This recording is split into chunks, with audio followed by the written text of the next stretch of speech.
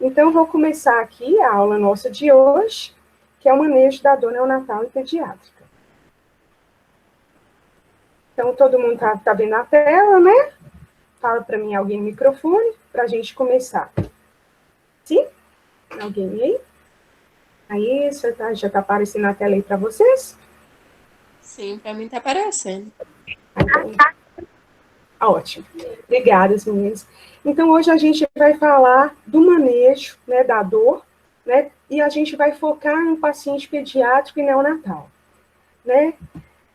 Só a gente retomando, né, o que é dor? Não sei se vocês já tiveram, alguém já estudou sobre dor. A dor, ela é um conceito, né, que é uma experiência sensorial e emocional desagradável. Ela pode estar associada a uma lesão tecidual real, potencial ou descritas nos termos dessa lesão, sendo a dor sempre subjetiva. Então, a gente está vendo aí que a dor ela é um conceito ampliado. Ela é uma experiência sensorial, emocional, desagradável, que pode ser tanto uma lesão real ou potencial, ou descrita nos termos dessa lesão, né, as características, né? E quando eu falo que a dor é sempre subjetiva, é porque não dá a gente aproximar, ela vai variar muito de pessoa para pessoa, né? Não dá para a gente fazer um exame que quantifica o índice aí dessa dor, igual a gente faz um exame laboratorial, né, para ver a parte hormonal, então não tenho, né, uma precisão ali de diagnóstico, né, laboratorial, de exames para dor. Então, ela é subjetiva. E ela varia de pessoa para pessoa. Então, uma mesma dor, né, vamos falar assim, a dor de uma vacina, a dor de, vamos imaginar aí, uma glicemia, ela pode variar de pessoa para pessoa. Então, se é muito, bastante, então é um conceito aí que é amplo. Deixa eu só ver quem está chegando aqui para a gente autorizar a entrada aqui na sala. Olá, Ruth, tudo bom? Então, vamos continuando aqui nesse conceito.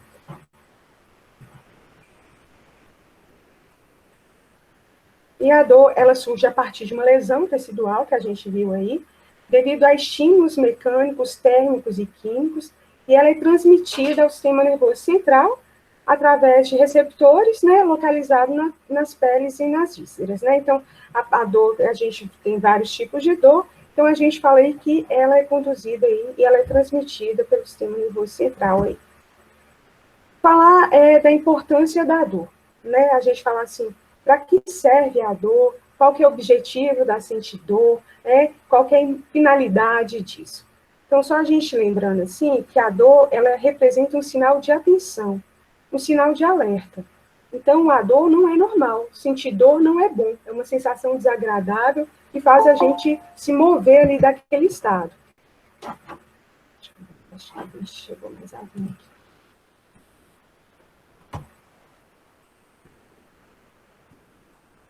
Então, a gente está falando aí que a dor, essa sensação aí, né, desagradável, e a partir da qualidade da assistência, dos direitos dos pacientes, né, as legislações, os estudos, né, então, assim, consideram a dor necessário que ela fosse medida, como ela é subjetiva, que ela fosse aproximada, né, para a gente tentar quantificar essa dor. E a dor foi instituída como quinto sinal vital. Então, tem portarias mesmo, igual de 2012, do Ministério de Saúde. Em Portugal, já é obrigatório, igual a gente tem a SAI, em Portugal também já é obrigatório o registro dessa dor nos prontuários. Então, obriga os profissionais, toda vez que for verificar os sinais vitais, verificar também a dor. Então, a dor é considerada, né, como quinto sinal vital. E a gente vai ver aí que no Brasil, a gente ainda tem que avançar muito nessa rotina de avaliação sistemática e registro dessa dor, né? Então, esse movimento, né, ele tem que ser amplificado. Então, para que a gente falar assim, a gente olhar a dor junto com os sinais vitais? Então, a gente só trata aquilo que a gente conhece, aquilo que a gente consegue quantificar. E a partir que eu estou tendo uma rotina de verificação dessa dor, eu consigo avaliar se o tratamento está adequado, se a gente pode melhorar. Então, através desse registro, a gente também está vendo a qualidade da assistência, né? Então, o controle da dor é um direito do paciente. Então, assim, é importante que a gente registre isso e tente medir, né, de alguma forma, já que é um conceito aí subjetivo, né, que vai variar, né, de pessoa para pessoa, dentro da pessoa também vai variar, dependendo do contexto. Então, é importante que a gente organize e tenha uma rotina, né, de avaliar essa dor. Então, são vários tipos de dor, vou falar aqui da dor aguda, né, que é aquela dor ali que ela é importante, aí se a gente falou que a dor é um sinal de alerta, de algo não vai bem. Então, a dor aguda, vamos imaginar aí a dor de um apendicite, né, uma dor forte, uma dor renal. Então, é uma dor curta que ela pode ter uma intensidade, não precisa ser muito intensa, ela pode ter uma intensidade moderada, leve, né? Então, é aquela dor que aparece ali repentinamente, né? E ela dura pouco tempo. Né? Mas a gente vê aí que ela pode recorrer e a gente vai ter lembrado o conceito que também está na Ananda, que a dor aguda é aquela dor que tem uma duração aí menor que 3 meses. É claro que tem dores agudas que elas duram menos, né? Mas a gente lembrar aí que essa dor aguda eu preciso, além de avaliar a dor, a gente investigar as causas dessa dor. Se a gente está falando que é um ponto de atenção, então o que está causando isso, né, tem que estar sendo investigado. A gente tem a dor aguda, a gente tem a dor crônica. A dor crônica, gente, ela vai ter um pico de duração aí maior aí que 3 meses. Né? A gente viu que a dor aguda aí, ela vai estar aí no máximo durando 3 meses, e a dor crônica é maior que 3 meses. Algumas literaturas falam 6 meses, né, esse tempo aí para ser classificado como uma dor crônica. Então, é uma dor que ela recorre também, né, e ela está relacionada, assim, câncer, né, doenças de artrite, né, a gente vai lembrar que essas dores aí são típicas da dor crônica. E os fatores que estão relacionados aí, as consequências, também vai variar por esse tipo de dor. Então, só para a gente ver aqui dessa parte aqui da duração, a gente já viu que a dor aguda, ela vai durar aí mais ou menos em torno aí menos que 3 meses, e a dor crônica vai ter um tempo aí maior que 3 meses, 6 meses, né? Então, essa parte aqui da dor aguda, às vezes essa parte de tratamento, a resposta é boa. Então, se eu estou ali uma dor aguda, se eu tenho um tratamento precoce, geralmente ela resolve bem com o tratamento, quando a gente descobre essa causa. A dor crônica, ela já é mais difícil de tratar, ela é mais complexa, né? Então, vamos imaginar aí um paciente oncológico, é uma dor mais complexa. E quando a gente pensa aí também nas respostas, nas consequências dessa dor, né? A gente vai ver que a dor aguda, às vezes, vai dar uma ansiedade, vai dar um medo, né? Um medo, às vezes, uma sensação iminente aí de morte, né? Uma criança aí que vai ficar, às vezes, sem comer também naquele momento, porque está sentindo muita dor, né? E a dor crônica, ela tem mais essa característica de estar levando a danos psicológicos, principalmente a depressão, transtornos de comportamento, de autoimagem, né, desgaste, anorexia, insônia, distúrbios no padrão de sono. Isso vão ser mais consequências dessa dor crônica. Isolamento social também. então é comum que aquela criança que sente dor, sente mal-estar, às vezes ela não quer estar ali, né? E todo mundo perguntando por que ela está assim, ou ela falar da dor dela e não ser compreendida. Então, essa pode também ter esse afastamento social também, que pode acontecer na dor crônica. Tudo bem aqui, gente? Sim, tem, as meninas. Acho que no auge retirar aqui. Então, podemos seguir em frente? A Janine está falando que não está conseguindo entrar, mas aí, quem não conseguir entrar, isso eu vou deixar gravado e depois eu vou disponibilizar o link para vocês, viu? Sobre a avaliação da dor, né? Então, a avaliação da dor em crianças, ela é muito desafiadora, né? Porque, assim, vai depender muito da receptividade, da faixa etária, do entendimento daquela criança. Então, a gente vai ter que usar, às vezes, de vários instrumentos, né, de acordo com a faixa etária, né, para a gente estar conseguindo aí avaliar, mensurar essas dores nas crianças. Mas, de um modo geral, quais são as orientações, né? Então, nós vamos sempre acreditar que na criança que fala que está sentindo dor. Então, gente, é muito importante, se a criança falou que está sentindo dor, que a gente acredite. E não achar que aquilo ali, às vezes, é uma manha, às vezes aquilo ali é uma chantagem para conseguir alguma coisa, né, uma desculpa, né? Então, assim, a gente sempre vai acreditar que a criança sente dor, né?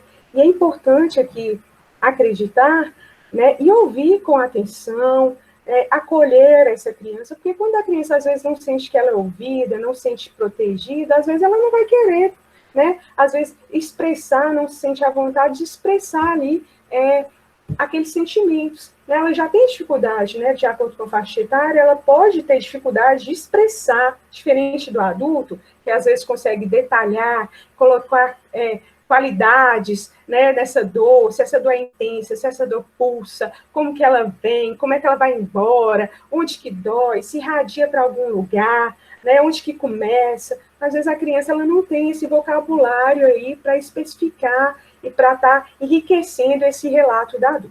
Mas se ela está falando que está doendo aí, a gente sempre vai acreditar mesmo nela, né? A gente vai privilegiar a autoavaliação da dor, então, se a criança consegue, a partir de 3 anos, falar que está doendo, se está doendo muito, se é uma dor muito forte, né? Então, como a dor é subjetiva, e ele está falando que está doendo muito para ele aquela situação, né? A gente vai conceituar que a autoavaliação, o autorrelato, é um padrão ouro, porque ele que sabe o que ele está sentindo. Né? Está acontecendo nele. Então, a importância do indivíduo que está sentindo, né, a gente se respaldar nisso. Né? Porque eu não estou lá dentro dele, não sei se realmente aquela dor está naquela intensidade, mas se ele está falando, então a gente vai dar preferência para esse relato, sempre que possível. Né? Claro que a gente vai ver que vai ter crianças aí que não vai conseguir, né, fazer essa autoavaliação e relatar isso. Dá tempo para a criança sentir à vontade, para ela sentir ali acolhida, criar um vínculo ali no ambiente que seja propício para essa criança também expressar a sua dor, né? Às vezes, né, para ela estar quantificando, para ela estar relatando essa parte aí da dor. Ter sempre presente o comportamento habitual da criança antes dessa dor. Como que ela é sem essa dor?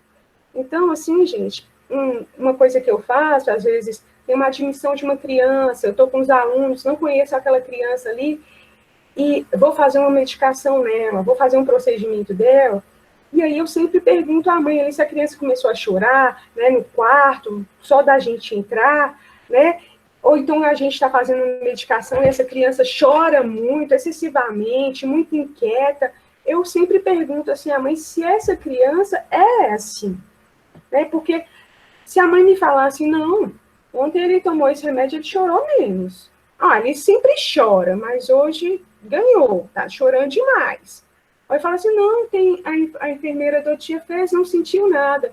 Então, a gente falando assim, olha, como que é o normal dessa criança na escola, se ela ficou mais tristinha, se ela está mais apática, né, ela começou a ficar assim quando. Então, isso pode ser sinais aí de maus tratos, de abuso. Então, a gente tem que ficar atento aí se essa criança está mudando esse comportamento dela habitual.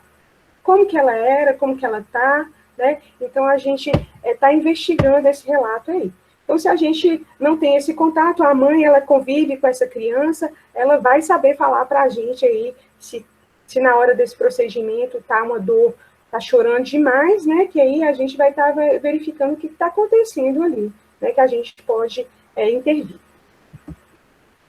Então, dialogar aí com os pais, com o cuidador, quem que está ali com essa criança, né? Para verificar, assim, quais os momentos que às vezes a criança não sabe relatar, mas, assim, qual que é a hora do dia que ela sente essa dor, se está relacionado a algum contexto, né, emocional. Então, é importante essa ajuda dos pais, dos cuidadores dessa criança, para a gente estar investigando e avaliando essa dor também de modo aí mais sistemático. Então, a gente, aí na admissão, o ideal é que a gente mostre à criança como que a gente vai quantificar essa dor, que eu mostre a escala, se essa criança está tranquila ali, aquele é o momento de eu falar com os pais por que é importante avaliar a dor, né? A dor é qualidade da assistência, é conforto, né? É um sinal de alerta. Então, eu vou mostrar para os pais aquela escala ali, para eles também estarem participando e ajudando a gente ali a realizar, aplicar aquele instrumento. Então, é importante a gente envolver os pais, né, que os pais estejam presentes, que a gente sabe que isso aumenta aí a segurança, a proteção da criança, né? Então, na admissão, a gente vai estar mostrando esse instrumento, porque na hora da dor intensa, se eu vou falar para ela, olha, a gente vai usar esse método aqui, para explicar para a criança, ela não vai estar receptiva, né? Então, na hora da dor, às vezes não vai ser o melhor momento para eu explicar com ela como que a gente vai usar o instrumento, o método, para estar verificando a dor. Lembrar que a gente tem várias escalas de avaliação de dor, né, que vão variar com a faixa etária, com o desenvolvimento da criança, com a fala, e quando eu definir que aquela escala é adequada para aquela faixa etária, para aquela criança, aquele desenvolvimento ali daquela criança, eu vou usar a mesma escala, na mesma criança, porque aí eu tenho como comparar para a evolução, né? Porque se eu uso uma escala hoje, outra escala amanhã, como elas têm variáveis diferentes, vão ter pontos diferentes, e aí a gente não vai conseguir fazer essa análise, né, desse tratamento.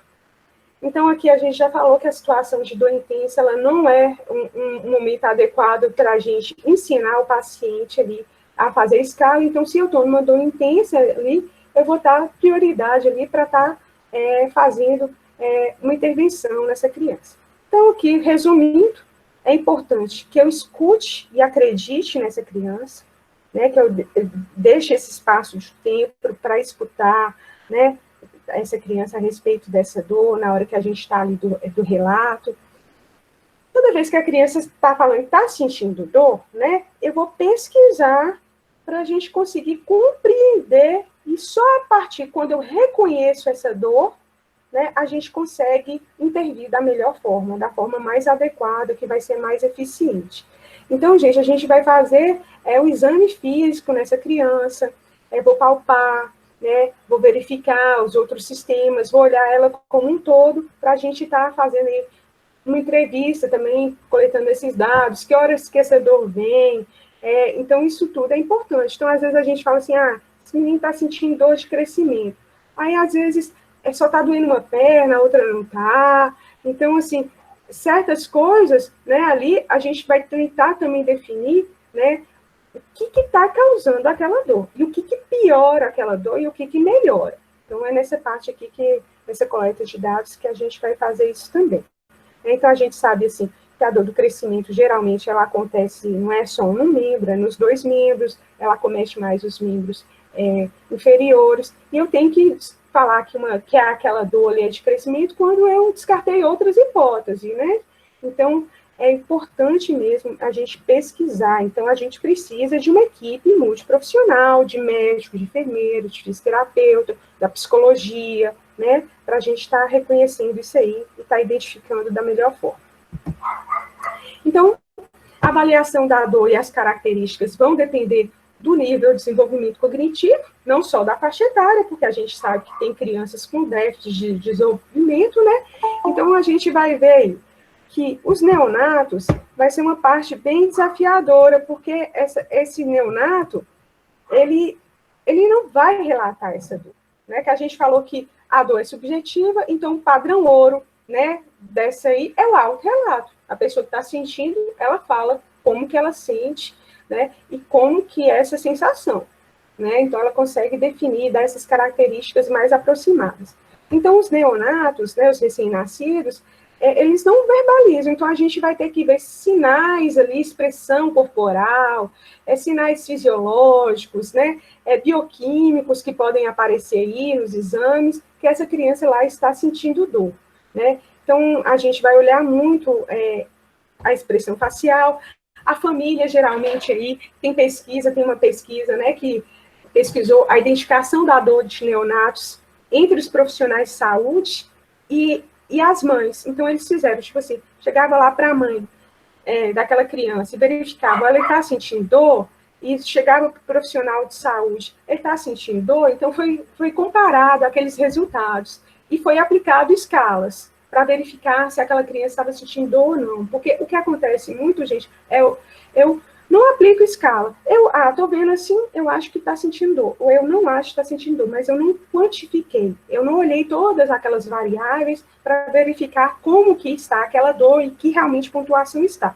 Então, nessa pesquisa, eles viram, né, que pela aplicação das escalas, as mães acertaram mais que os profissionais de saúde. Então, a gente vê aí que a empatia, a atenção, o cuidado da mãe voltado para o bebê dela foi mais eficaz, se aproximou, né, mais de instrumentos que são qualificados para medir, quantificar e avaliar essa dor. Então, a gente vê aí que, às vezes, o profissional acha que tem 14 anos de UTI. É claro que eu sei avaliar a dor melhor que essa mãe, né? Mas aí a gente lembra, né, que avaliar aí de cabeça e sem aplicar nada, a gente pode ocorrer no erro. E lembrar também que a mãe que está com aquela criança 24 horas por dia, que convive com ela na casa, então ela sabe até os tipos de choro. Então, acho que, não sei se tem alguma mãe aí nessa turma, tem uma mãe, tem uma que tem 3 filhos, eu acho, aí nessa turma, né? Tem uma mãe aí, não sei se ela tá aí, se pode manifestar aí no microfone, mas a gente vai ver, assim, que a gente começa a interpretar aquele choro, quando aquele bebê não fala. Então, assim, eu tenho uma filha de 1 ano e pouco, né? Então, assim, às vezes ela chorava, que é aquele choro que você sabe, assim, que não é dor, é um reclame, né? E a gente, o que é isso? O que ela quer? Tá com fome? Não era? E aí depois a gente descobriu, ela tá querendo água. Então, às vezes, interpretar aquele choro, aquela mãe, ela consegue, às vezes, muito mais que o profissional, saber se ela está pedindo colo, ela está querendo isso, ou está com sono, né? Então, é importante também a gente envolver os pais, né, nessa parceria aí, né? Então, nos infantes, que a gente fala todos também, né, de 1 a 2 anos, eles conseguem, às vezes, falar que dói, machuca, às vezes coça muito o ouvidinho, aponta onde está doendo, né? Então, eles conseguem, às vezes, indicar, localizar aquela dor, né? Mas, às vezes, ele não vai conseguir verbalizar isso. É comum nessa faixa etária também a regressão de comportamento. Vocês lembraram que a gente falou aí da hospitalização, do estresse da hospitalização, de estar num lugar diferente, de estar sendo submetida a procedimentos dolorosos?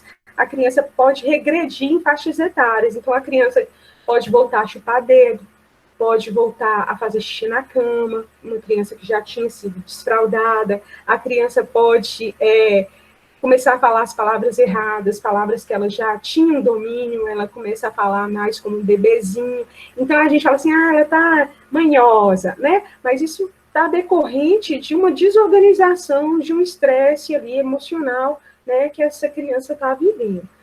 Os pré-escolares de 3 a 5 anos, né, eles já entendem a dor, às vezes, como algo ali punitivo, um castigo, né? Então, às vezes, ele está muito habituado, a mãe fala assim, você tira o dedo daí dessa tomada que você vai machucar, né? E aí, se o menino, você não sobe nesse negócio aí que você vai cair. Aí o menino cai, ele fala assim, nossa, é porque eu subi. Então, ela associa a dor como um castigo, como algo punitivo. Você não faz isso aí, não, que você vai apanhar. Então, ela entende isso. Então, esse conceito, às vezes, né, de entender a dor como um castigo, uma doença igual um câncer, então, às vezes a criança assim, por que eu, né? E a mãe também, dessa parte aí, que às vezes não só as crianças veem a dor como uma punição. Eu acho assim, não parecia precisar passar por isso, ela é uma criança, ela não sente, nunca fez mal para ninguém, né? Então, a gente, esses conceitos aí também, a gente tem que estar colocando em relevância, né? Então, a gente tem que estar muito atenta aí, nessa parte aí, também essa criança pode regredir de comportamento, e aí essas crianças de 3 a 5 anos, elas já conseguem descrever a dor, a sua intensidade, se essa dor é forte, se está muito forte, se é leve, né? Então, ela consegue, as de 5 anos, conseguem contar. Então, eu já consigo também me indicar em escalas, né? Para a gente estar aproximando qual escala que a gente vai usar para esses pré-escolares. Nos escolares, eles já conseguem verbalizar essa dor, né? Eles entendem por que está fazendo esse procedimento, que é necessário, e não como uma coisa punitiva, como um castigo. Eles entendem, às vezes, que aquilo ali é para o bem deles, né, que a gente está tentando cuidar e que, às vezes, pode dar aí uma dor. Então, é importante aí a gente ver, né, como a dor ela é multidimensional, ela está inserida dentro de um contexto, dentro de uma experiência de vida daquela pessoa, né?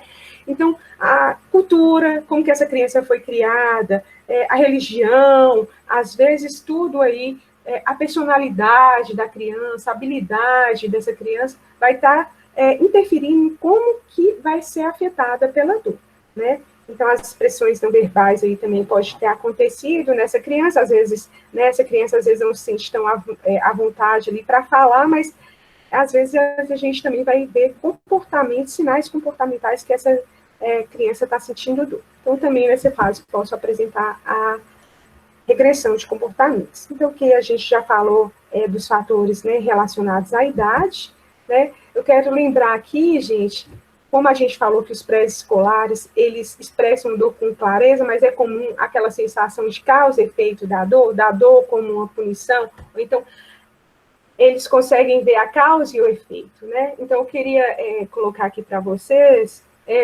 uma vez eu recebi aqueles áudios por WhatsApp, e era um áudio de uma criança mandando para a mãe, e ela falava que ela não estava bem, que ela estava sentindo muita dor, e que ela não iria na escola, né? Que ela não estava sentindo bem, que é aí que ela não iria na escola.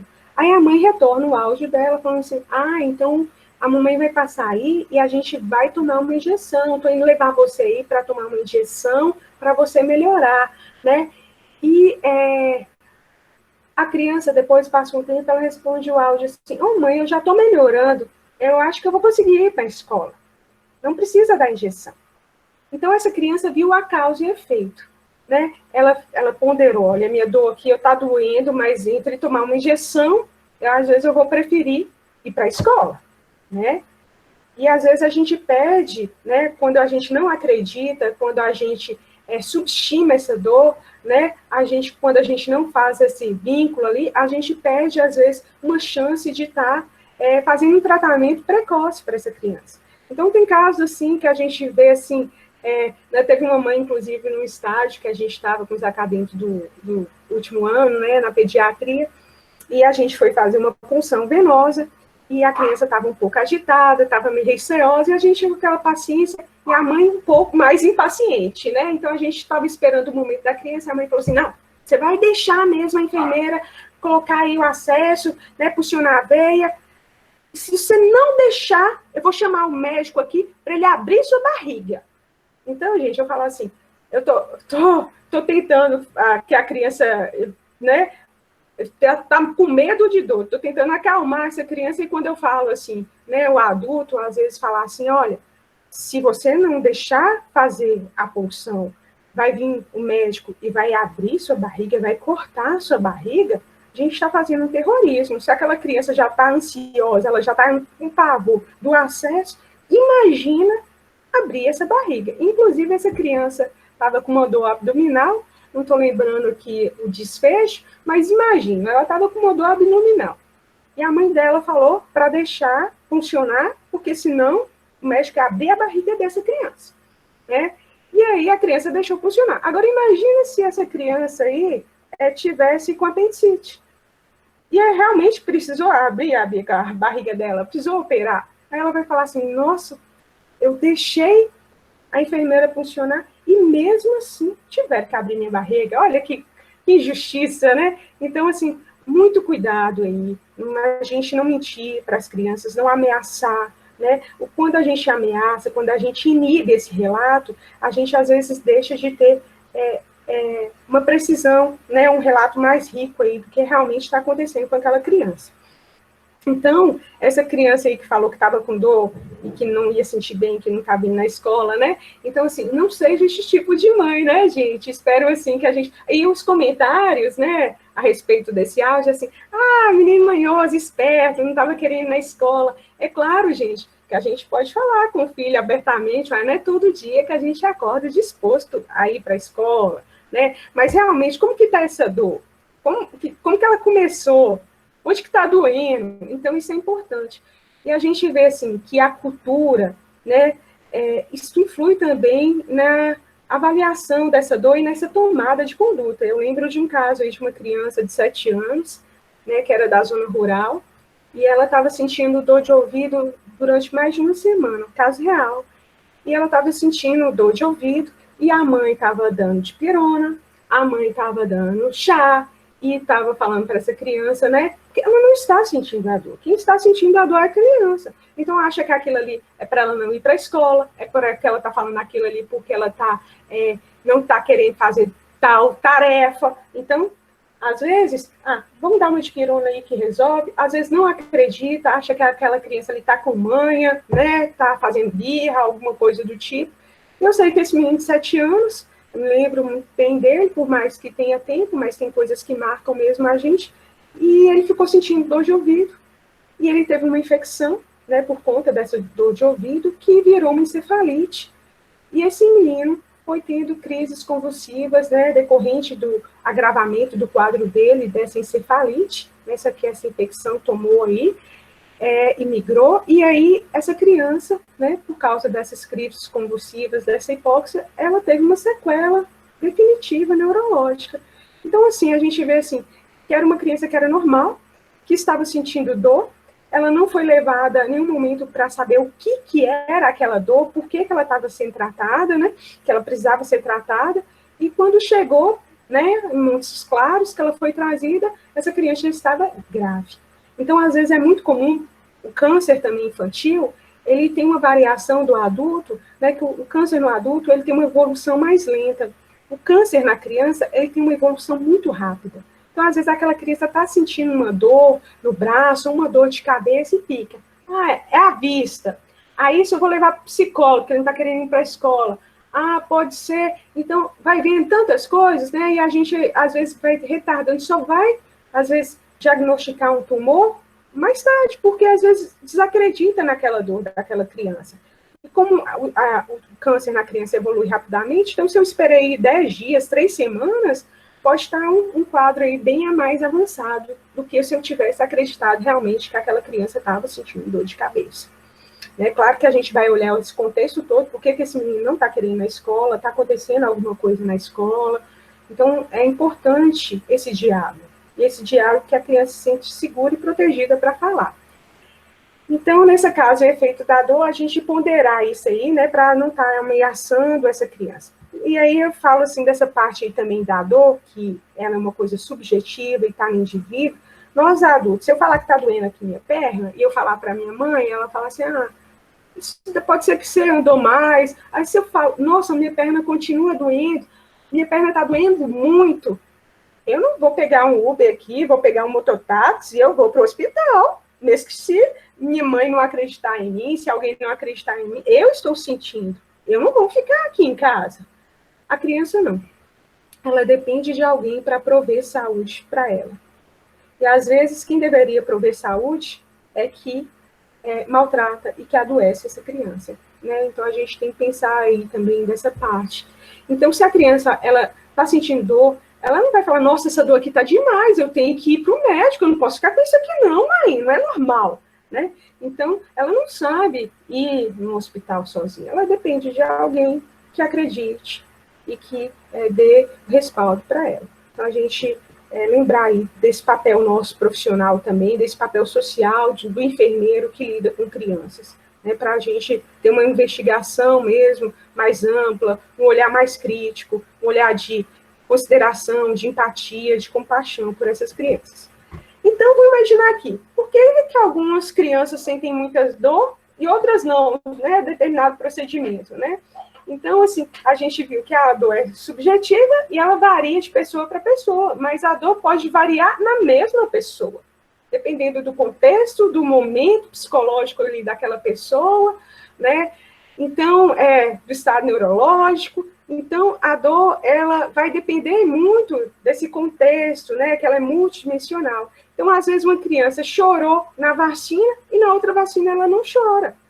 Então, se essa criança se sente mais amparada, hoje já fala que quando a criança for vacinar, né, o bebezinho, para colocar no seio da mãe. Porque quando ela está ali no seio da mãe, né, ela está sugando, ela está sentindo o conforto, o vínculo, né, o bem-estar, o prazer, ela está liberando endorfinas. Então, pode ser assim, que aquele contexto daquela vacina, ela sentiu menos dor porque ela estava sendo mais apoiada. Ela tinha uma rede de apoio ali. E, às vezes, essa parte da mesma criança pode ser que ela chore mais, porque ela viu a agulha, né? Então, isso tudo vai depender aí, da modulação dessa dor. Então, só para a gente ver aqui, né, essa parte da modulação, a dor, ela é sentida, né?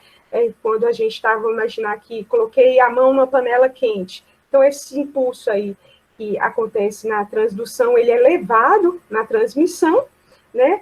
A coluna, né, a medula espinhal, e essa dor é modulada. E essa modulação aqui, ela vai variar, né, de acordo com esse contexto, né? Então, assim, de como que a criança está, se ela está sendo apoiada, se ela está sendo vista, se o atendimento está humanizado. Então, nessa modulação aqui, eu posso tanto exacerbar como inibir, né, um pouco dessa dor. E a quarta etapa aqui, que é a percepção, que já é o impulso, que é integrado e percebido como dor. Então, essa modulação aqui vai interferir na intensidade aqui dessa dor, né? Então, vamos falar aí a dor da vacina para alguns, né, insuportável, para as outras ali, uma criança, ela vai ficar mais tranquila. Então, como a gente falou, a modulação, ela pode ser facilitadora, ou eu posso conseguir também inibir essa dor, né? Então, vamos só imaginar aqui dessa parte, né, se eu estou com um tecido inflamado, se meu dente ali está inflamado, o braço, e se alguém for pegar naquela dor ali, gente, eu já não precisa nem encostar no meu braço, que já está doendo. Né? Eu lembro de um caso aí de uma criança que já era escolar, já devia ter uns 6 anos, quase 7, eu lembro dela, assim, que ela tinha quebrado o braço, e eu falei assim, deixa a tia ver seu braço, qual o braço aí? Aí ela deu o outro braço. Assim, mas qual que é o braço que está machucado? Aí ela deu o braço bom, porque ela sabia que se ela desse aquele outro braço, já estava doendo demais, essa mulher vai mexer. Então, quando eu vejo a causa e o efeito, está doendo esse, mas eu vou falar que é o outro. Então, a gente tem que ver esse contexto todo também dessa criança, né? Então, tem coisas que vão ampliar a dor, né? Uma inflamação, um estresse, se a gente está ansioso, se a gente está ali assustado, o medo, vai, às vezes, ampliar aquela dor. Né, o desconhecimento, o medo do desconhecido, né, então vai ampliar aquela dor. E tem fatores que vai inibir essa dor, né, principalmente assim, se eu estou em perigo, vamos imaginar aí uma situação que eu acho que pode ser que já aconteceu com alguns de vocês, né, que quando você machuca ali e você não sente a dor na hora, você vai sentir a dor depois, né. Quando eu era criança, eu devia ter uns 5 anos, 4 anos, eu me lembro de um episódio assim que eu estava no sítio e eu fui para o banheiro. E eu era baixa, né? Não era alta desde aquela época. E eu fui lavar minha mão. E como eu não alcançava, né? Eu peguei e subi, tive a excelente ideia de subir no vaso sanitário. E também estava lá lavando a mão, estava olhando no espelho, e aí o espelho estava mais lateralizado, e eu lembro, assim, que de estar olhando no espelho, eu lembro de o vaso cair. Eu caí do vaso e o vaso quebrou. Mas eu fiquei, assim, tão assustada, assim, do vaso quebrar, do pavor daquilo ali, do que aquilo ali ia repercutir para minha mãe, para meu pai, como é que ia brigar, e quebrei o vaso, né? E aí eu saí, assim, sem falar nada com ninguém, eu não chorei, e aí eu fui para uma piscininha, aí quando eu sentei na piscininha, que eu estava de biquíni, eu vi o sangue, assim, tingindo a água. Sabe, igual aquele filme Tubarão? Aquele sangue mesmo, né? Porque a louça, o vaso, ele é profundo, né, o corte. E aí eu vi aquele sangue, assim, na água, aí eu assustei, aí que eu comecei a chorar. né? Porque até então eu estava assim, tão pensando assim, nossa, quebrei o vaso, né? E aí, só depois que eu vi o sangue, realmente, que eu vi que eu tinha cortado minha perna. Então, isso acontece. Então, a dor, se você está correndo ali vamos imaginar ali, de um cachorro, que você está fazendo tal coisa ali, de um perigo, às vezes tem uma pedra ali que machucou seu pé ou algum espinho e você não deu conta na hora porque você estava se defendendo ali daquilo, né? E aquela dor foi inibida. Outras coisas também, como o estímulo elevado, né? Que a gente viu que o estímulo é transmitido. Se eu tenho, às vezes, estímulos concomitantes ali para serem conduzidos, né? Se eu tenho um estímulo ruim, que é a dor, e se eu tenho um estímulo bom, né? Uma endorfina ali, uma sensação de bem-estar, como o caso da amamentação, né? Para esse recém-nascido lá que está na vacina, isso vai liberar endorfina, a amamentação, por mais que esteja doendo, essa dor, ela é limitada, ela é reduzida, porque eu estou tendo um estímulo também prazeroso, um estímulo agradável. Então, de acordo com a modulação, gente, essa dor ela pode ser tanto ampliada, uma dor pequena, às vezes, para um paciente oncológico, às vezes é uma dor que ela vai exacerbar demais, porque ela já tem um estado, às vezes, de fadiga, de desorganização, ou mesmo da fibromialgia, né? Um estímulo pequeno, eu posso ter uma resposta dolorosa muito grande, né? E como eu posso ter um estímulo ali, eu posso ter uma supressão desse estímulo. Tudo bem aqui?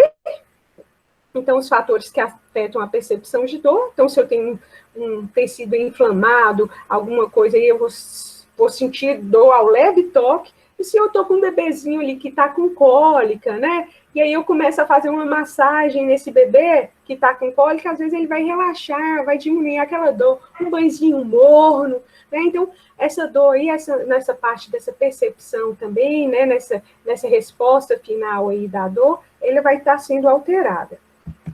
Tudo bem aí, meninos, que eu estou vendo vocês aí bem calados? Podemos prosseguir? Está dando para entender? O assunto não está interessante? Como que está aí?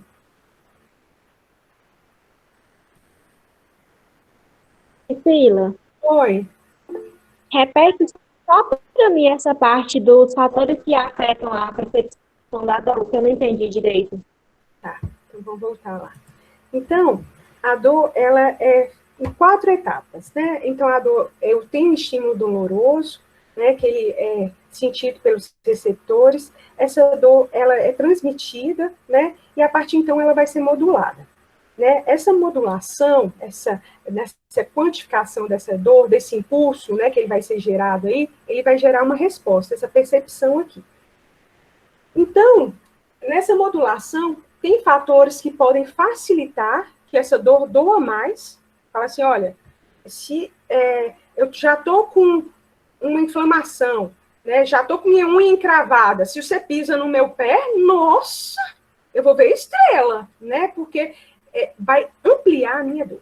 Então, na modulação, dependendo dessa parte multidimensional que a gente viu aí, do contexto familiar, da cultura, dos valores, da crença, da idade, da personalidade, se essa criança é mais irritada, se essa criança é mais agitada. Então, tudo isso vai interferir nessa modulação aí da dor. Então, tem fatores que ampliam essa dor. Né? Então, vai ser isso aí, a gente falou, se às vezes uma criança aí que já tem um contexto histórico, já traumático, ela pode ter uma resposta muito exagerada ao mínimo procedimento, porque ela já está pensando no pior, porque ela já viu coisa pior. Então, essa insegurança, às vezes esse medo, né, ele vai ser ampliado, né?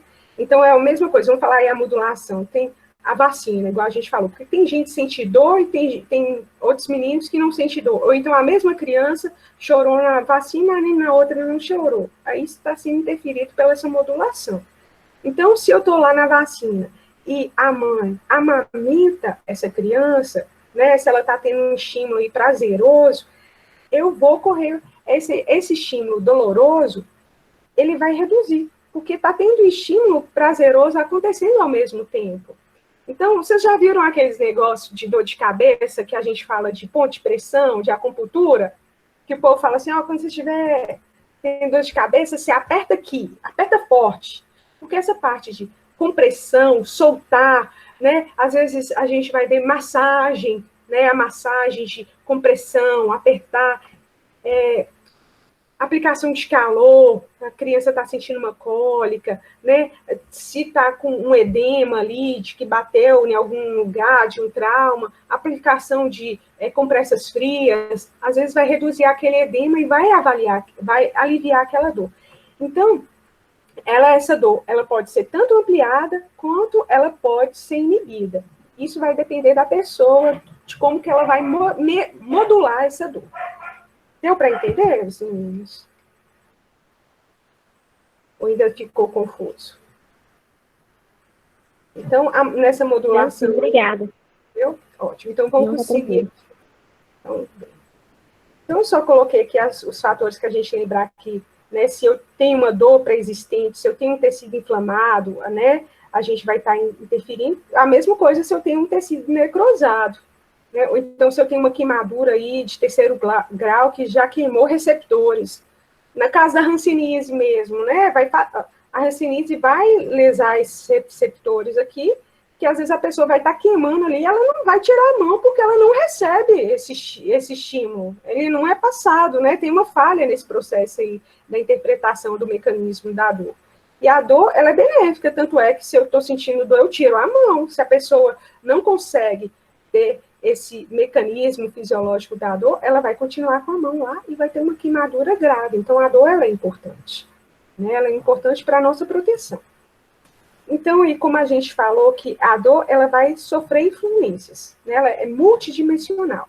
Tanto na parte da hereditariedade, as influências socioculturais, homem não chora, homem, né, se você é forte. Nenhuma vez eu vi um pai falando desse...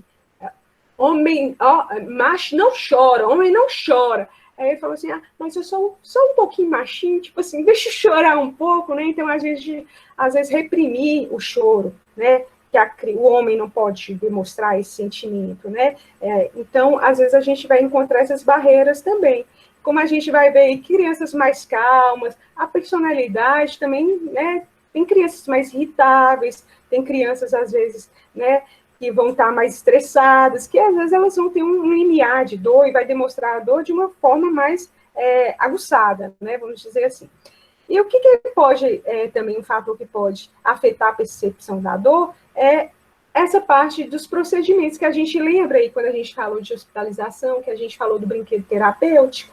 Então, se essa criança está ansiosa, se essa criança está morrendo de medo, e eu mostro para ela como que isso vai acontecer, e ela consegue visualizar isso, porque às vezes eu falando que a gente vai fazer uma sondagem, né, e eu mostrar para ela o que é uma sondagem, ela estava pensando que o trem era às vezes muito pior. E quando a gente ensina no brinquedo terapêutico, a criança consegue entender que aquilo ali começa e aquilo termina. E o que acontece nesse meio? É como se a gente estivesse contando uma história. Então, a gente vai lá, coloca a boneca na posição da sondagem, lava a área genital, se a gente for passar uma sonda vesical. Então, ela está vendo que naquele momento ali que eu estou lavando, que eu estou fazendo asepsia, eu não estou com agulha, eu não estou com nada que corta. Então, durante essa asepsia, ela fica mais relaxada, porque ela não se sente ameaçada. Então, o brinquedo terapêutico, ele tem essa finalidade de que a criança visualize o que vai ser feito, as etapas do procedimento, que ela saiba que o procedimento começa, o procedimento termina, e nesse meio termo, ela vai ser ouvida. Né? Então, tem criança que a gente vai lá no brinquedo terapêutico e fala assim, ô tia, e se estiver doendo muito, aí você deixa eu respirar? Eu falo assim, não, é claro que a gente vai parar um pouco e vai deixar você respirar, e aí a gente continua. Né? Ele sabe aquela posição que ele vai ficar, então é diferente da gente chegar lá e começar o procedimento. Então, o brinquedo terapêutico, ele ajuda muito nisso, né? Da criança poder visualizar aquilo, de poder manusear, né? Isso vai reduzir o medo, a ansiedade, essa desorganização aí dela. A gente falou aí dessa parte socioculturais, que a gente já viu essa parte de homem não chora, né? E também tem outros fatores espirituais também, né, gente?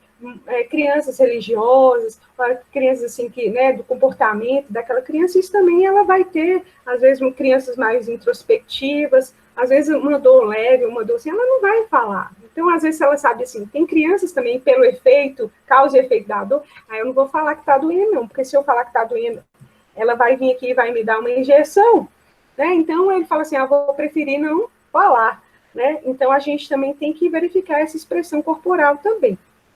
Né? E tem crianças também, gente, né? Principalmente crianças super protegidas, que hoje a gente, filhos únicos, né? Que hoje em dia está tendo muito, né?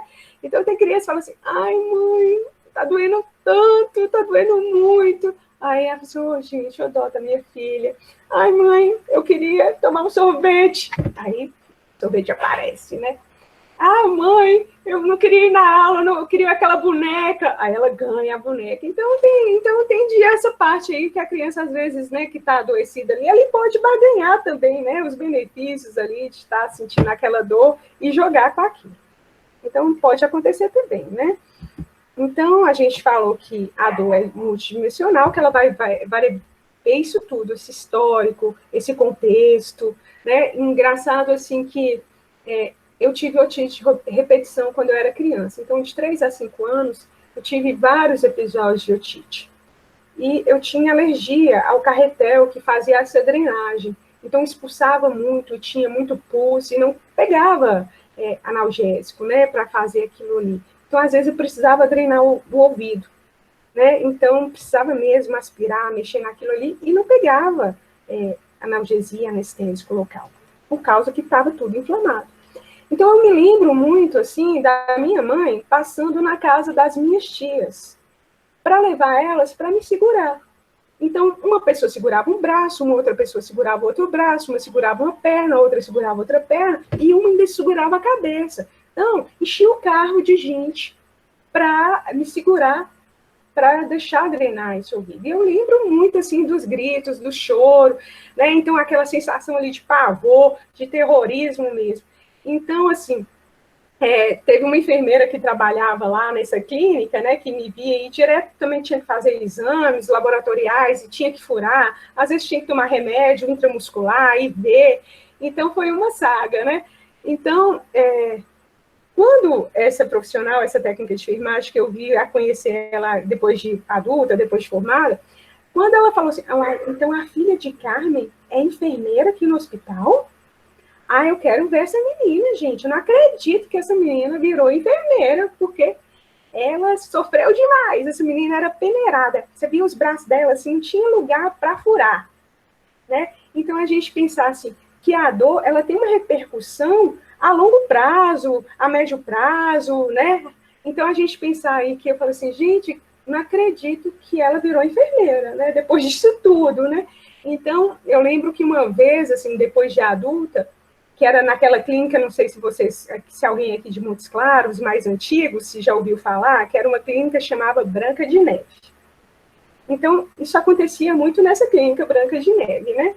E uma vez depois de adulto, lá nem funcionava mais a clínica Branca de Neve, mas eu fui lá resolver uma coisa, fui levar um papel, e quando eu desci lá, e eu desci aquela rampa, e eu lembrei, assim, daquilo tudo, eu estava tranquila, assim, mas quando eu vi, gente, eu peguei assim no meu rosto, estava chorando. Então, a gente vê, assim, que a dor, ela também tem esse aspecto emocional, né, e que a gente leva para isso. Hoje mesmo, na enfermagem, né, e eu, principalmente, também cuido de crianças, né, a punção venosa, quando tá aquela criança ali, você tentando, aquilo assim, olha, eu posso sondar 1000, posso fazer vários procedimentos, mas aquela criança que está ali muito furada, muito ali furadinha, me dá uma sensação tão desagradável, que aí vai tentando uma vez, outra, 3 vezes, 4 vezes, eu já peço ajuda para uma pessoa, porque às vezes, por ter acontecido aquilo comigo, ficou algum resquício, sim, né, desse negócio de acesso venoso. Então, esse contexto, esse histórico que essa criança teve com a saúde, com a dor, né, isso tudo aí vai estar interferindo também nessa resposta. Esse aqui é os sinais de desenvolvimento da criança, né, o que a gente falou aí, como que ela consegue relatar, como que ela consegue interpretar a dor, então eu deixei aqui para vocês, viu? O que a gente já falou, e agora a gente vai falar da avaliação da dor nessas crianças. Então, o foco da avaliação da dor pediátrica, né, na idade escolar e pré-escolar, o foco é o autorrelato. Ela me falar como dói, onde dói, a intensidade, né, o local. Então, assim, o foco que a gente quer, o padrão ouro, é o autorrelato.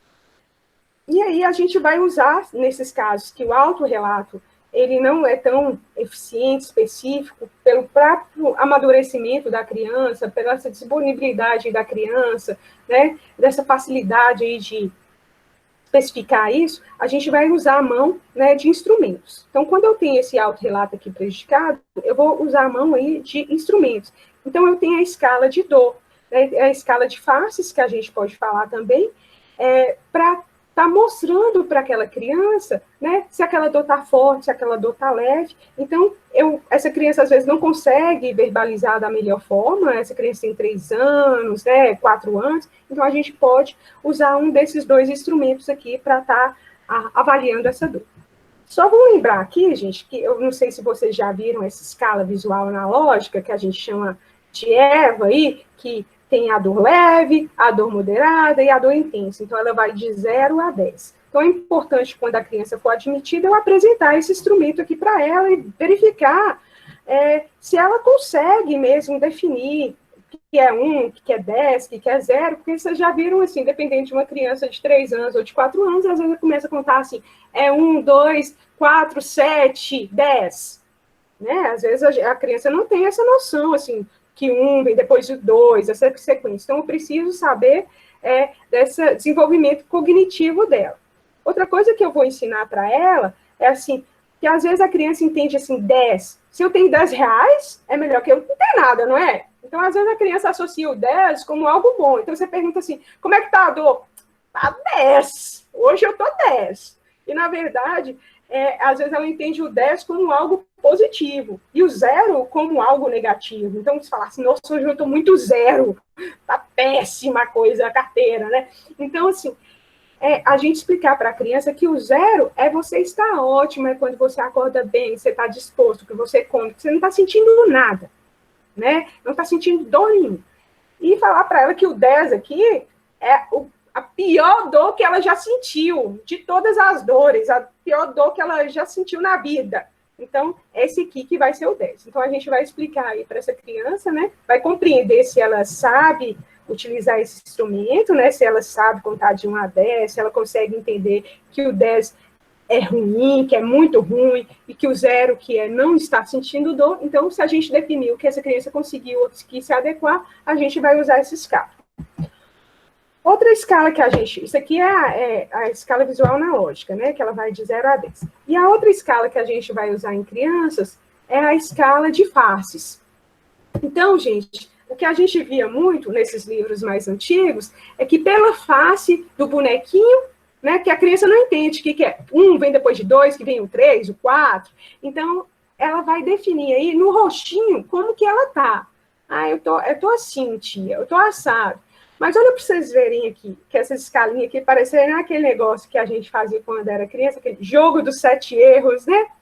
Então, essas escalas mais antigas, que são de desenhos, ou que mesmo essa luinha aqui do bonequinho, vem aqui, tipo assim, aqui, para esse aqui tá um rostinho de riso, esse aqui não tá riso, esse aqui tá um franzidinho aqui, esse aqui tá um franzidinho, isso, e esse aqui tá chorando. Então, às vezes, a criança está com uma dor leve, uma moderada, que ela já está chorando, ela fala assim, uai, eu sou esse aqui. Se está aqui, eu estou chorando. Né? Então, essa escala aqui é muito sutil, eu acho, para a criança, né, de 3 anos, 4 anos, ela conseguir ver se ela está essa ou essa, gente. Até nós.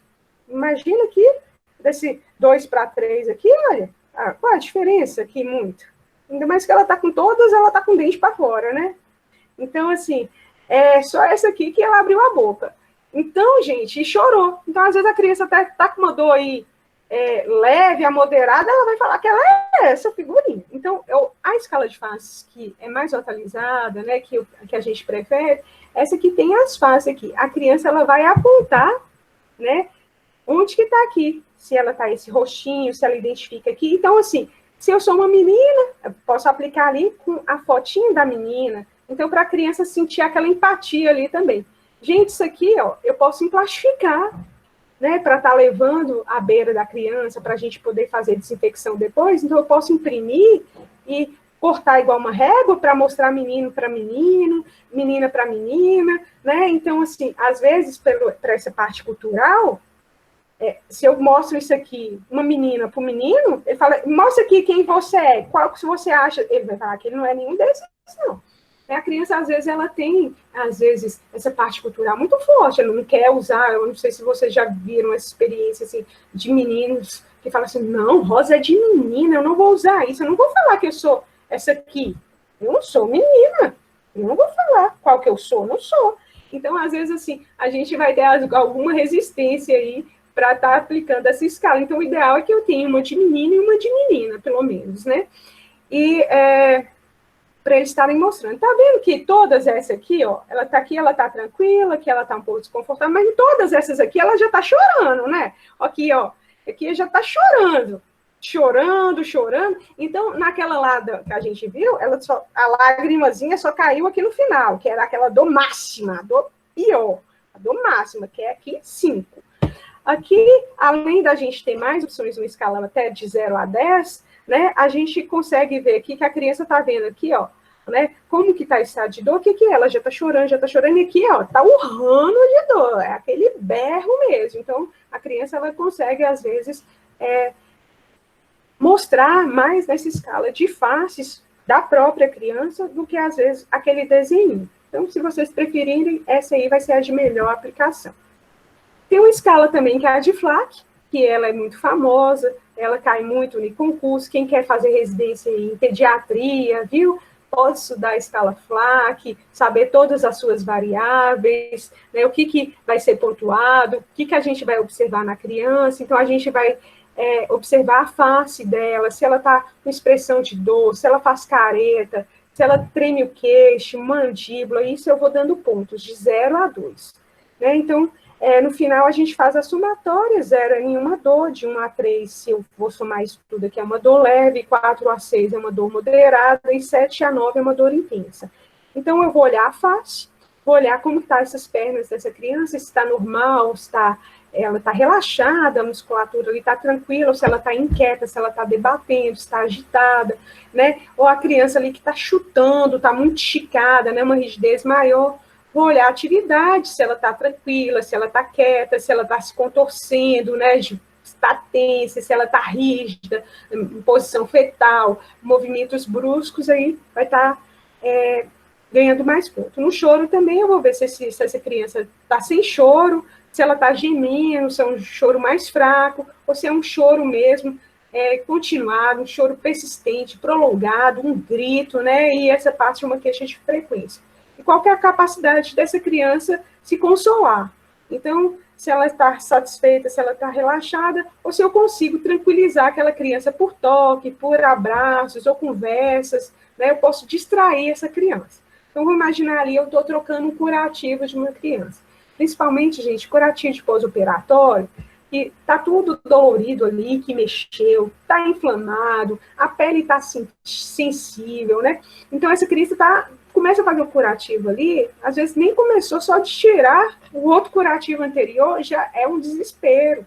Então, quando a gente usa técnicos aí, que a gente vai para modular essa dor, nesse contexto, para distrair essa criança, para ter outros receptivos, a gente pode estar utilizando e conversar com a criança. Geralmente, né, hoje tem muito vídeo de galinha pintadinha, né? Se a menina gosta, às vezes, hoje a tecnologia, graças a Deus, está ao nosso favor, que a gente consegue, às vezes, distrair com aquela criança que é aquele personagem dela preferido, né, e ela consegue ali verificar. Tem menina ali que assiste galinha pintadinha, menina, parece que hipnotiza, sabe? Principalmente para as mães, aquelas mães que são mais controladas e não deixam a criança usar tanto o celular. Então, quando está lá naquele momento ali, daquele curativo, daquele procedimento doloroso, e a mãe deixa essa criança ver aquele vídeo que ela não vê todo dia, não é ela assim, fica assim, achando aquele máximo. Ela até deixa você, paz que eu estou vendo o vídeo. Então, assim, ela naquele causa-efeito, né, bem na troca, ela se sente, assim, beneficiada.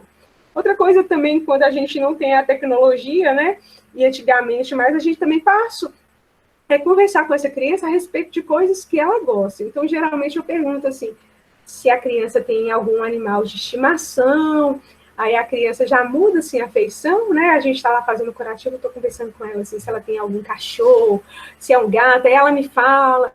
Teve eu vejo, gente, que falou para mim que tinha uma galinha. Aí a mãe explicou que deu o pintinho, e o pintinho virou uma galinha mesmo, e era um animal de estimação dele.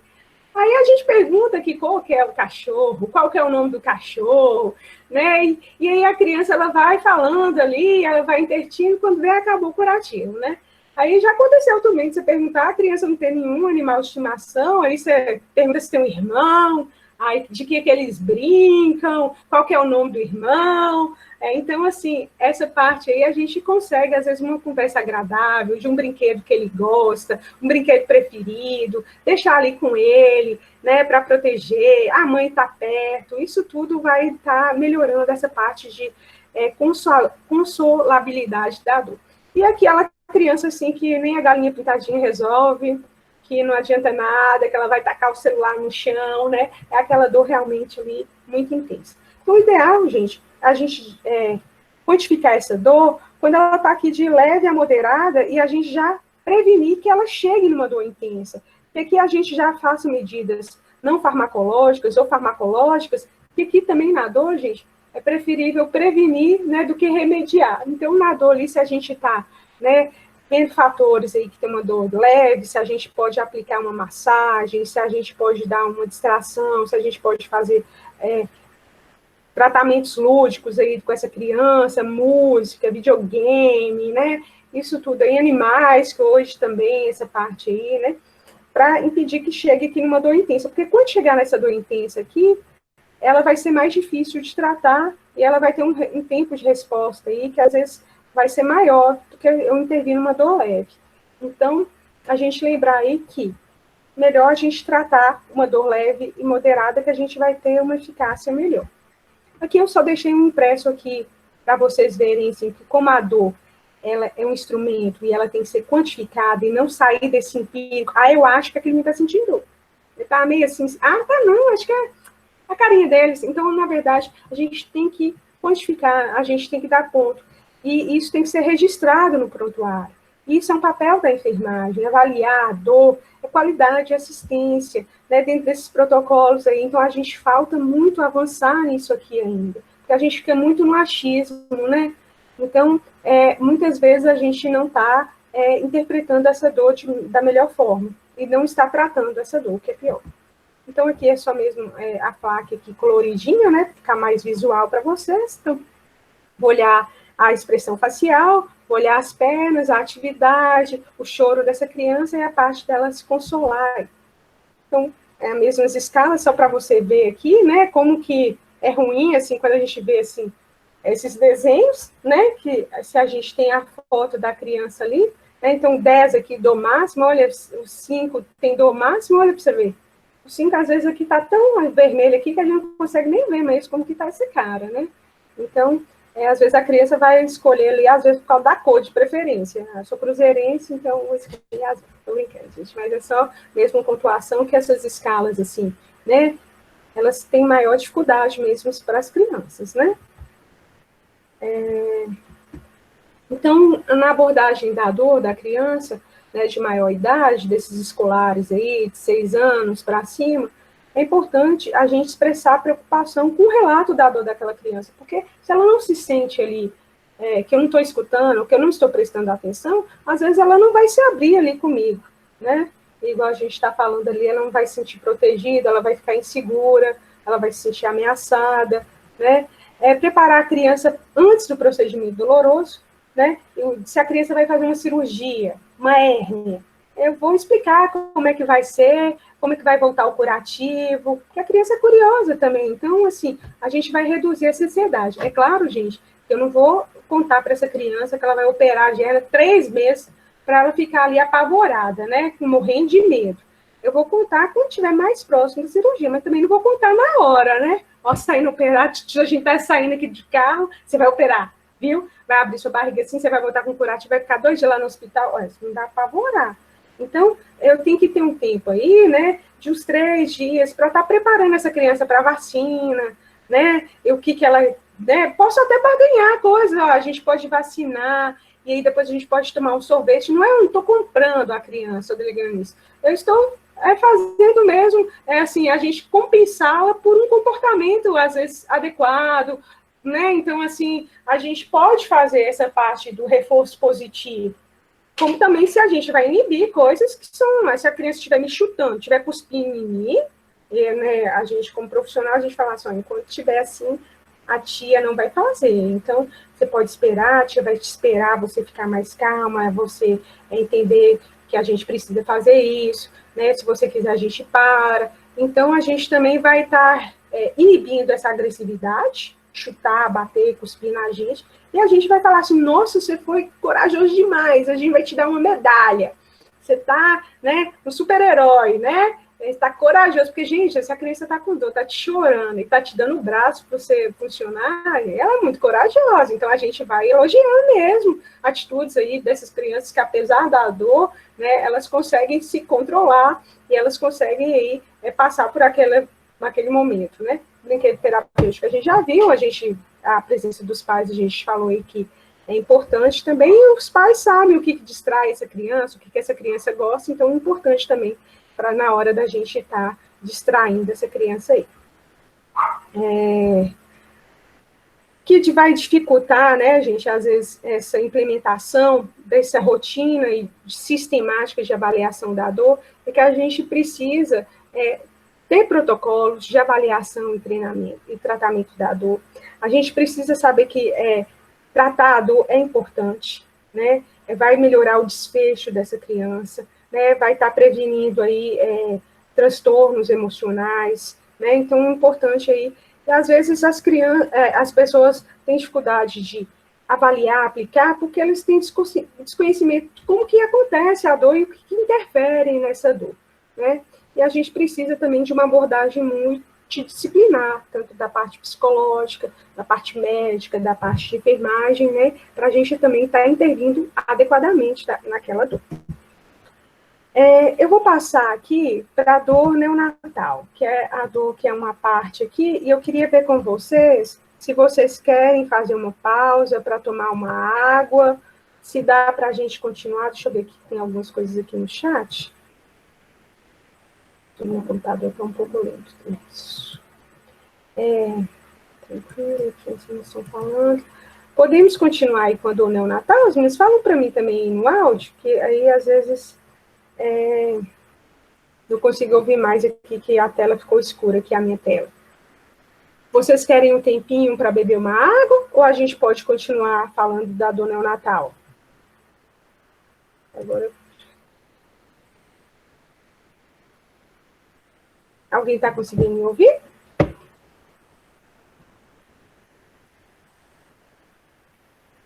Não sei se vocês vai cair aqui. Está conseguindo? Pode continuar. O Britton falou que pode continuar. Então, eu vou continuar aí. E depois, se alguém quiser ir, se estiver com o celular, pode ir na cozinha, né? E tá aí. Então, vamos começar a falar um pouco aqui da dor neonatal. E a gente falar dessa parte aqui da ambiência, né? Então, essa criança aqui, o neonato, que nasceu, né? E precisou ficar retido no hospital, dentro de uma incubadora, num berço, ser submetido a procedimentos dolorosos, não está amamentando muitas vezes, né, se essa doença for grave, está longe do colo, está longe dos pais, está fora da barriga, isso tudo, gente, é uma ambiência para ela, é um mundo, assim, totalmente diferente, né, um fator muito estressor, barulho, luz, né, eu gosto muito desse texto aqui, que faz muita gente refletir sobre o nosso cuidado, sobre o nosso fazer, que às vezes cai num comum, e às vezes a gente nem fala, será que a gente está fazendo mesmo um serviço humanizado? Será que a gente está fazendo uma assistência de qualidade humana? Então, eu gostaria, assim, que vocês lessem, assim, e se colocassem mesmo nesse lugar aqui, né? Imagine-se nu, sem defesa, né? Num lugar frio, barulhento, cheio de luzes e pessoas. Você está lutando para respirar e um gigante enfia um tubo em sua boca. Você fica nauseado e quer vomitar. Você tenta se desligar um pouco, mas toda vez que isso acontece, alguém pensa que você está em apneia e te sacode, só para ver se você acorda ou chora. Se você faz um movimento brusco, eles pensam logo em convulsão. Frequentemente vem alguém e te enfia uma agulha e te espeta o calcanhar. Enormes mãos frias tocam seu corpo e apertam sua barriga. Após alguns dias, você está tão exausto que não consegue nem mais respirar.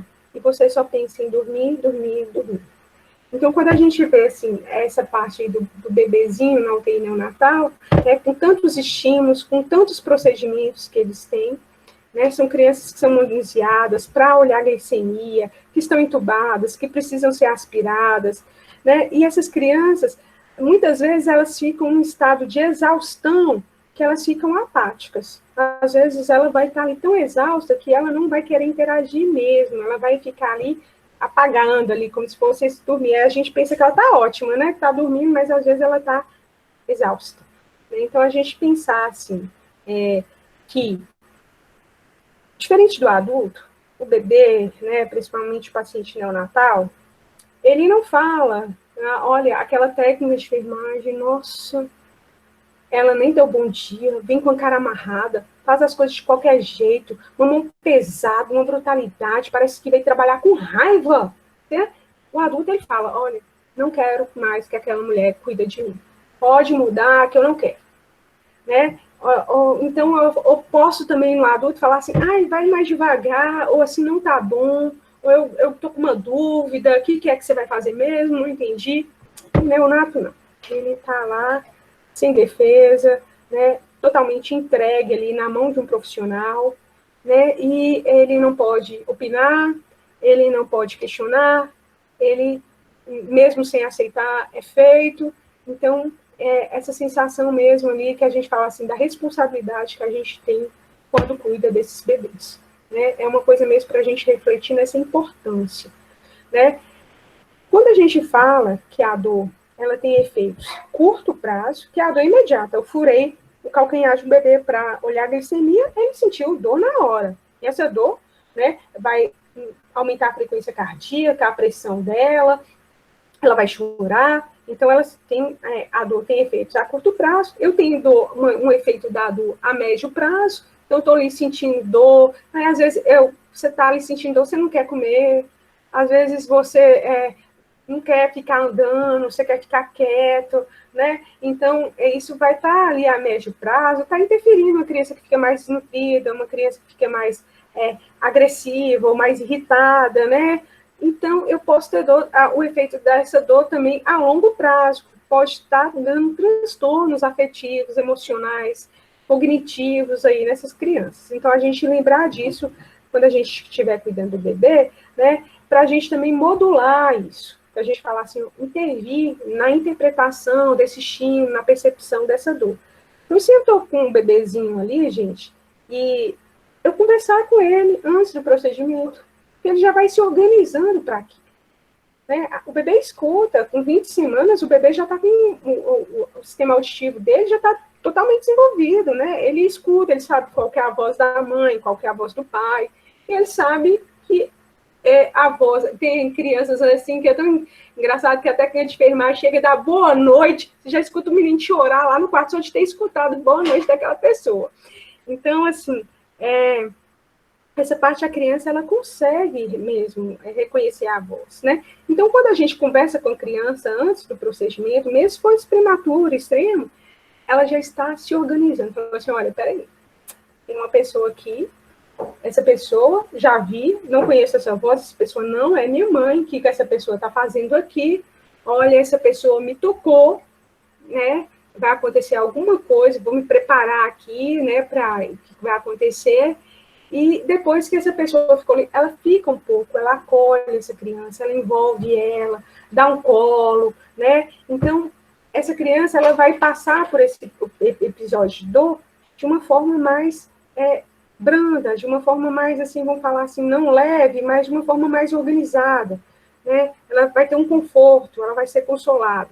Então, é diferente, vamos imaginar que você está com um bebezinho lá na incubadora, e você não fala nada, vem igual um ninja, né? E dá um pá no dedo dele e fura o dedo. Ou então você vai dar um banho, o menino está lá dormindo, e você joga água no menino, a frequência cardíaca do menino vai lá pro talo, né? Então, assim, nós temos que ser humanos. Você gostaria de ser acordada dessa forma? Será que vale a pena acordar essa criança para tomar banho? Vamos esperar ela acordar? Vamos respeitar esse paciente que não fala, mas ele sente? Quem vai olhar esse paciente? Se não for vocês, profissionais, que for olhar e respeitar essa criança, ver se ela está disposta a fazer isso ou não, se é o momento certo de fazer aquilo, e como que a gente vai fazer aquilo de uma maneira mais gentil, né? E como que depois que a gente fazer aquilo, como que a gente vai confortar essa criança para ela entender ali que alguém está cuidando dela, para aquele estímulo ali diminuir daquela dor. Então, isso é muito importante, viu, na nossa profissão, a gente ter essa capacidade, né, de não só de se colocar no lugar, mas também de ter compaixão e de ser profissional. Sobre a dor neonatal, eu gostaria de falar para vocês, assim, que na década de 80, por incrível que pareça, até a década de 80, eles achavam que o bebezinho ele não sentia dor. Então, em nome dessa teoria, né, por que acontecia essa teoria? Eles achavam, né, que eles fizeram estudos, né, de necrópsia, essa parte aí de bebês, e eles viram que o neurônio, ele não tinha uma bainha de mielina. E eles achavam que essa bainha de mielina, ela que transmitia essa dor, esse impulso doloroso elétrico. E que sem essa bainha, esse bebê não sentia dor.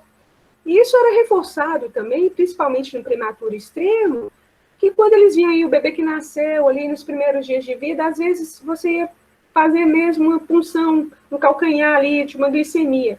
Às vezes essa criança não puxava o pé, ou você olhava para ela ali, ela não demonstrava muito sentir dor. Né? Então, às vezes, essa parte da resposta motora dessa criança ser retardada, acreditava que ela não sentia dor. Porque quando eu coloco a mão aqui, um trem quente, imediatamente, em segundos, eu tiro minha mão. Né? O sistema nosso, ele está todo desenvolvido. Então, eles achavam que, como essa criança tinha essa resposta retardada, às vezes a gente furava, não puxava a dor, ou não tinha essa parte sensório-motor afinada, eles achavam que essa criança não recebia esse estímulo doloroso por causa que esses receptores, né, eram incapazes de conduzir e de transmitir esse impulso elétrico da dor. Então, durante muito tempo, aí na década de 80, gente, por incrível que pareça, muitas crianças foram operadas, muitas crianças foram submetidas a procedimentos dolorosos, sem nenhum tipo de atenção, sem um tipo de analgésico na tora. Intubadas, crianças intubadas sem sedação, crianças operadas sem sedação, né? E aí a gente sabe que uma dor não tratada, uma dor intensa, gente, né? Que ela vai contribuir para um desfecho pior dessa criança. Vamos imaginar aí que eu estou fazendo uma cirurgia e eu não sedei essa criança para fazer uma cirurgia de uma correção de hérnia ou algum outro procedimento. Essa criança vai sentir dor e essa criança vai aumentar a frequência cardíaca, ela vai aumentar a frequência respiratória e ela vai estar um pico de pressão maior e essa criança vai sangrar mais, essa criança vai ficar mais agitada às vezes e essa criança ele vai achar, não, criança mexe mesmo, não é por causa disso, porque ela não consegue, ela não tem, o neurônio dela não consegue transmitir a dor. Então, essa é uma reação involuntária aí dela, é um reflexo aí punitivo. Então, muitas vezes essa interpretação aí fez essas crianças serem torturadas, né, serem aí, né, e às vezes morreram por uma dor intensa não tratada que complicou aí esse quadro. Então, gente, durante, né, esse tempo até a década de 80 eles viram isso, mas novos estudos, né, graças aí chegaram para ver que confirmar que mesmo esses neurônios não mielinizados, né, sem essa bainha de gordura, essa capa aí que recobre os neurônios, mesmo esses nervos que não têm a mielina, eles conduzem os impulsos tão bem quanto os mielinizados. E aí acontece um agravo, viu, gente? Porque o que eles pensavam era ainda pior do que acontece. Essa bainha de mielina, ela permite o impulso doloroso propagar, de ser transmitido. E o que acontece? Como ela não tem essa capa de gordura aí, esse estímulo, ele propaga por mais tempo. A inibição dele, os mecanismos inibitórios deles, são mais retardados. Então, tipo assim, aquela dor vai refletindo e vai conduzindo, retransmitindo. Então, a criança, o bebê, ele sente dor, e sente dor por mais tempo que o adulto. Por causa que, como não tem a mielina, esse impulso, estímulo elétrico, ele vai indo e vai voltando, e ele tem mais dificuldade de inibir. E essa parte da mielina aí, que a gente fala dessa resposta motora, né, ela retarda mais então a criança, ela sente dor depois de um tempo, a velocidade que esses receptores transmitem esse estímulo é mais lenta. Então, fica parecendo que ela não está sentindo dor. Furei o dedo dela, nem puxou. Então, ela tem uma resposta motora mais lenta. Mas não quer dizer que ela não está sentindo dor. E depois que eu fiz aquele procedimento, como ela não tem mecanismos inibitórios para aquela dor vai, aquele impulso vai sendo circulando. Então, a criança, às vezes, ela sente dor de 7 a 10 minutos ainda após o procedimento. Furei ela o dedo aqui, ela ainda está sentindo dor 7 a 10 minutos daquilo que eu fiz. Então, hoje a gente sabe que toda idade, todo bebê sente dor, os prematuros ou não, todo bebê sente dor, e que os bebês prematuros, né, e os neonatos, eles são mais suscetíveis a sentir mais dor por mais tempo também. Então, é isso que a gente viu.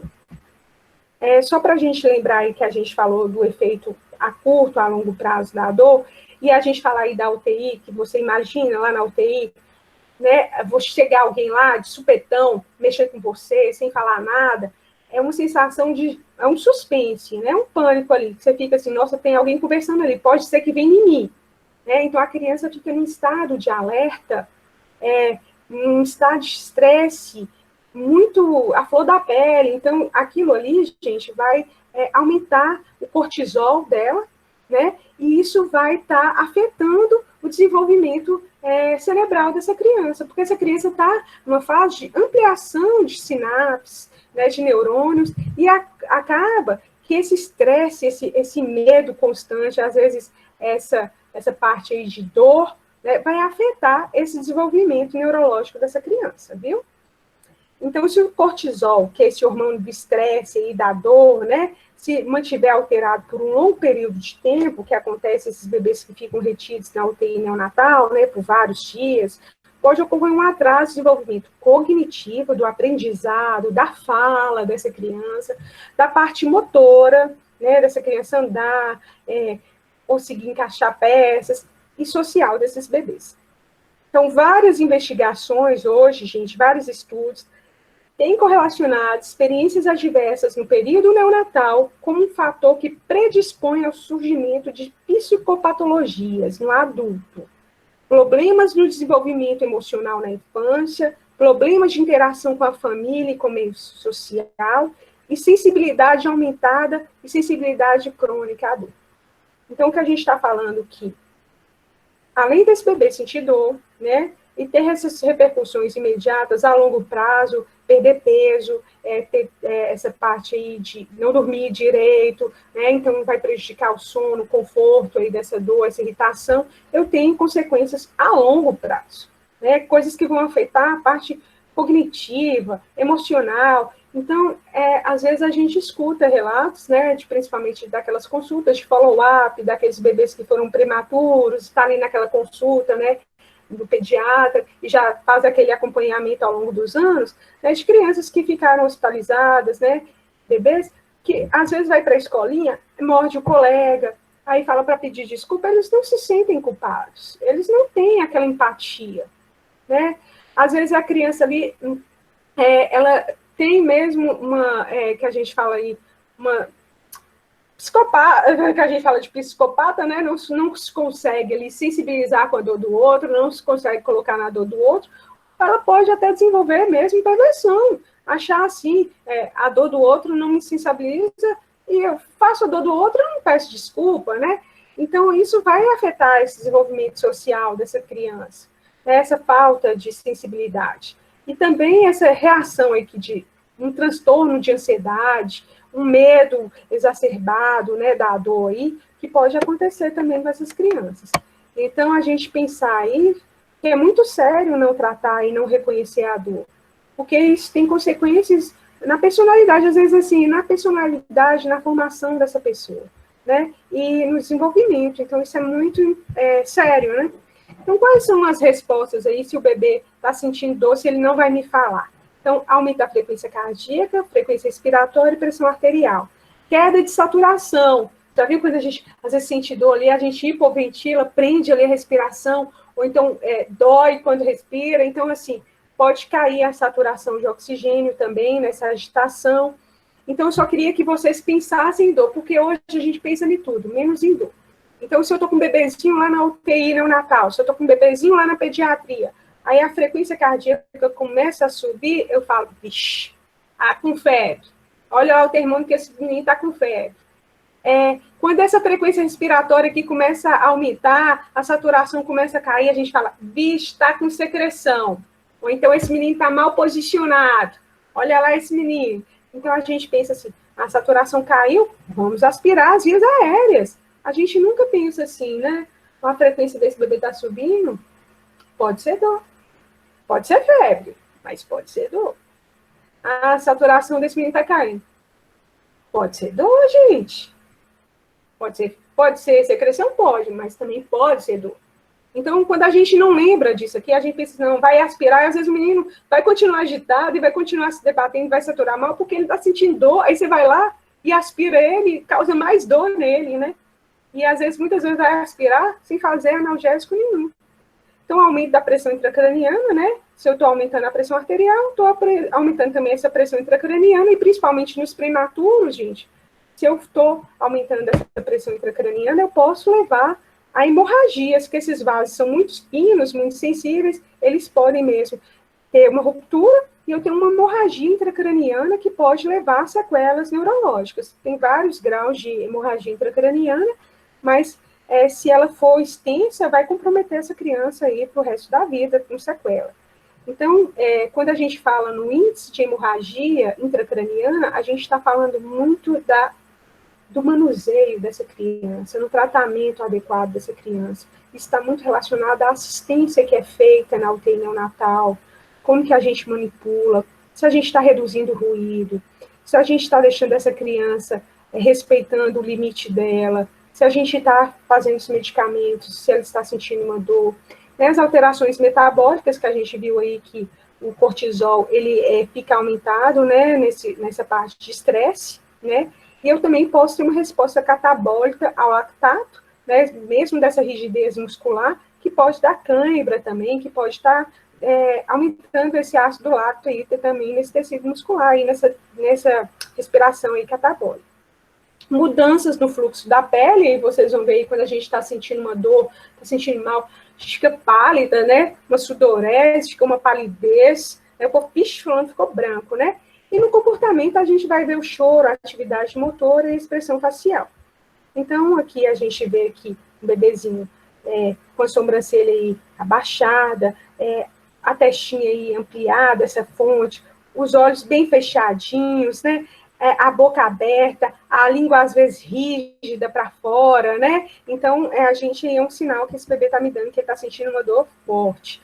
Então, tem várias escalas para a gente verificar a dor neonatal, né? Então, tem escalas que é a NFS7, que são próprias para recém-nascidos, a NIPS, que é para bebês a termos e também pode ser aplicada em prematuros, viu? Então, aí a gente vai ver. Então, cada escala, gente, tem seu limiar. Então, tipo assim, o máximo ponto é 8. Considerar a presença de dor quando 3 ou mais desses detalhes aparecerem. Né? Então, aqui, quando somar mais que 4, né? Então, cada um vai estar definindo o que é dor leve, moderada, né, intensa.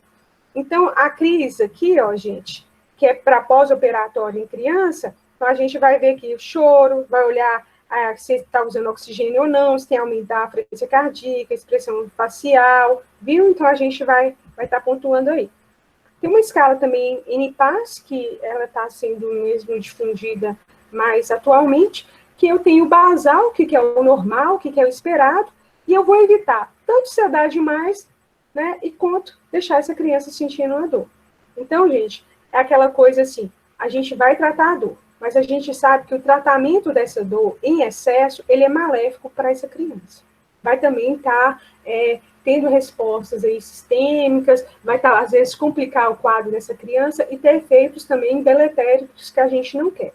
Então, hoje, a gente tem que conseguir tratar e avaliar a dor da maneira mais adequada, da maneira mais precisa, para a gente não precisar dar remédio em excesso e também não deixar de tratar.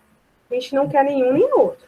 Então, hoje a gente vai ponderar também os riscos e benefícios dessas medicações, né? Qual que é a medicação mais indicada? Se eu estou com uma dor leve, eu não vou chegar aqui numa morfina, né? Então, a gente vai conseguir verificar tanto essa parte aqui de sedação, se essa criança está muito chumbada, está sedadona, né? Isso não é bom, e se essa criança está sentindo dor e não está sendo assistida. Então, tem aqui as escalas, vou deixar aqui para vocês, né? A ANFCS, a NIPS, que são as mais difundidas. Então, às vezes, assim, se uma criança está entubada, eu posso preferir usar uma escala, por exemplo, a NFCS, porque aqui eu tenho, vou olhar fronte saliente, estou olhando fenda, estou olhando suco naso-labial aprofundado, que a gente viu aquela boquinha mais baixa, boca aberta, língua tensa, protusão de língua, tremor de queixo, né? Aqui na NIPS, eu já tenho choro. Então, às vezes eu falo, esse menino está entubado, ele está chorando, não está usando. Não, mas ele está sentindo dor. Então, a NIPS, ela não é para aquele paciente que está entubado, porque a criança que está entubada não tem choro vigoroso, assim. Ela faz a mímica. Então, é melhor usar essa escala aqui. Por isso que eu tenho que adaptar a escala para aquele paciente. Ela é individualizada para aquele paciente. Então, eu não posso aplicar aqui, porque às vezes vai dar um valor aqui, choro ausente, 0. O menino entubado não sai som de choro. E às vezes ele está sentindo muita dor. Então, eu vou preferir usar essa aqui que não tem choro. Ela está mais focada na atividade facial. Então, é importante a gente valorizar a dor da criança, né, para a gente tratar com qualidade, e é um direito dessa criança ser tratada aí. Então, a gente precisa mesmo, gente, de uma avaliação objetiva, né, não empírica, né, à beira do leito, e de preferência essas escalas mais complexas, que olha esse contexto e multidimensional da dor, que ela seja aplicada para o enfermeiro, que ela tenha uma rotina de ser olhada, né? Então, que a gente consiga aí identificar e tratar essa dor da melhor forma. Então, a gente viu aí que a enfermagem, ela que está do lado do paciente, ela que conhece como que esse paciente estava, se ele está piorando também, se ele está melhorando. Então, a criança, ela está ali mais tempo também com aquela criança para estar avaliando a dor, ela é o profissional mais adequado à enfermagem, né? E a gente ter esse objetivo mesmo, de difundir isso e que saia dos livros, né? Principalmente que a gente não vê muito isso aqui no nosso meio, né? Da dor sendo verificada toda vez que eu olho os sinais vitais. Porque, às vezes, é a dor que está alterando tudo. E o principal a gente não mediu, que era a dor. Então, a gente está quantificando, igual eu coloquei a frequência cardíaca, tal, colocar lá, NIPS, 5, 4, né? Eu colocar toda vez que eu olhei os sinais vitais dessa criança também. Ou então, gente, se eu não dou conta para fazer de todo mundo, eu ver que esses pacientes têm mais procedimentos invasíveis, são mais vulneráveis para estar colocando na saia avaliador de 4 em 4 horas, né? Então, e colocar a escala que o técnico vai utilizar, ou o próprio enfermeiro aplicar. Então, tá aqui. Então, a gente tem o tratamento que é não farmacológico, né, que a gente pode ver aí, ó, que vai estar reduzindo a dor, a massagem, o uso da sucção não nutritiva, às vezes aquele bebezinho sugar uma solução ali de glicose diluída, um dedo enluvado, na hora que a gente está fazendo uma punção, um acesso, a amamentação na hora da vacina, o enrolamento, de colocar aquele bebê igual um charutinho, um sorvetinho, isso vai estar, é um tratamento que a gente, posição, o controle da temperatura, não está superaquecido, nem frio demais, né? Isso tudo vai estar melhorando essa sensação dessa dor aí, diminuindo essa dor dessa criança. Então, tem meios não farmacológicos, né, que o enfermeiro pode estar aplicando para uma dor leve, a moderada, até na dor mais intensa. A gente pode, além de fazer o tratamento farmacológico, concomitante com não farmacológico. Então, a gente tem uma escala da Organização Mundial de Saúde para uma escada analgésica, é uma escada aí para a gente estar tratando a dor da melhor forma, né? Então, eu não vou tratar uma dor leve com um tiro de bazuca, né, gente? Então, é o que a gente falou. A gente tem que olhar o risco-benefício e saber que hoje não existe um remédio, né, que faz um efeito que não tem um efeito colateral, que trata a dor, mas que tem um efeito, repercute em outro sistema. E tem vários medicamentos que não foram testados em crianças, que o uso não é indicado, ou então a gente nem sabe o que isso vai virar para frente, né? pode estar comprometendo também essa criança. Então, a gente vai, por exemplo, para uma dor leve, a gente vai estar usando anti-inflamatórios, esteroides, como o AS, às vezes a gente acha que a AS não é só para antitérmico, mas o AS também, ele serve para uma dor leve, paracetamol. Lembrando aqui que a dipirona não é indicada no período neonatal. A dipirona é contraindicada no período neonatal. Então, se vocês pegarem a bula lá da dipirona, fala, esse medicamento não é recomendado o uso em neonatos, né, com os riscos implícitos. E às vezes a gente vê aí muito dipirona sendo feito para esses pacientes que não deveria estar usando, que deveria estar usando mesmo paracetamol.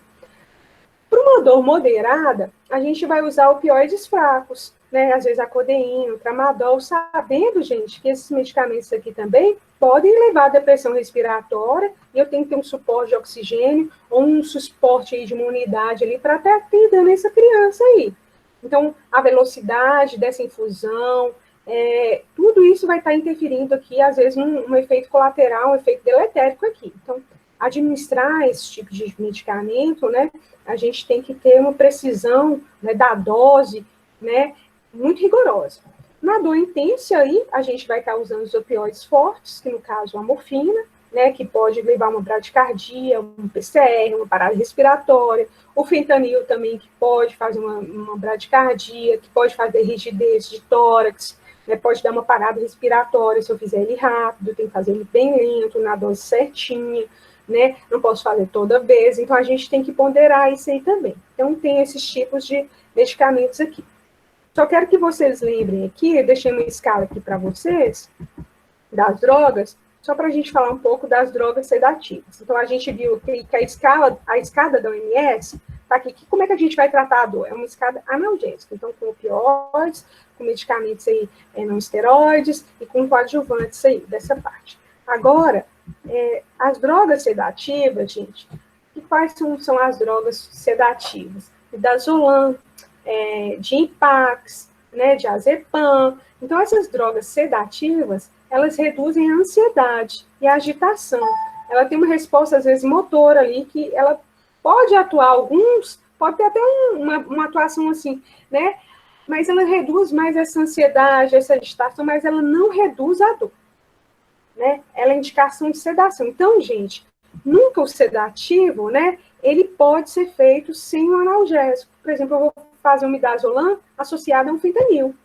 Então, a sedação, gente, é quando eu quero inibir uma resposta, uma atividade motora exacerbada. Eu vou operar aquela criança, eu preciso que ela fique quietinha, então eu vou sedar. Vou entubar essa criança, aí eu vou deixar que ela fique bem relaxada, a musculatura bem relaxada para eu conseguir visualizar, aí eu vou sedar, mas se eu não fizer o analgésico, um fentanil, ela vai sentir a dor toda, é como se ela tivesse um pesadelo, né, gente? Ela tá ali, tá sentindo a dor toda e não consegue mexer nada, né? Parece um filme de terror. Né? Então, a gente lembrar aí, gente, que o sedativo, ele diminui a atividade, né? A resposta motora dessa criança, né? Mas que ele não inibe a dor. Então, se eu quero falar, mas então para que a gente vai sedar? Para impedir o sangramento, para facilitar os procedimentos. Imagina um pós-operatório, o menino remexendo para cá, para lá. Então, eu quero que ele fique quieto mesmo, né, para não correr risco de uma perda de dispositivo, complicação pós-operatória imediata. Então, o sedativo é inaceitável sedação, né, para avaliar a dor sem analgesia. Então, hoje, gente, a gente não faz sedação se eu não fizer um analgésico, né? Deixei a escala aqui para vocês dos medicamentos, viu? Então, aqui, quais são os medicamentos indicados e quais são as observações, os efeitos colaterais, né? Porque nós, enfermeiros, a gente tem que conhecer a natureza dos fármacos. Eu estou administrando aquela medicação ali, qual que é a via que é indicada, qual o tempo que eu tenho que fazer aquilo, quais são os efeitos colaterais, quanto tempo esse remédio começa a fazer efeito, para a gente verificar depois desse tempo, a meia hora. Eu vou lá verificar meia hora, vou fazer de novo a aplicação da escala de dor, para ver se esse remédio, se paracetamol, está resolvendo a dor dessa menina, né? Vou para ver aí se tramal, o tramadol está resolvendo a dor. Então, eu deixei aqui para vocês estarem estudando. Os analgésicos, anestésicos locais, gente, Só queria fazer uma observação, a lidocaína gel, xilocaína gel, que eu acho que vocês já podem ter visto algum procedimento no hospital, que algum paciente sondagem vesical, sondagem entérica, e coloca aquela xilocaína lá, aquele anestésico, né?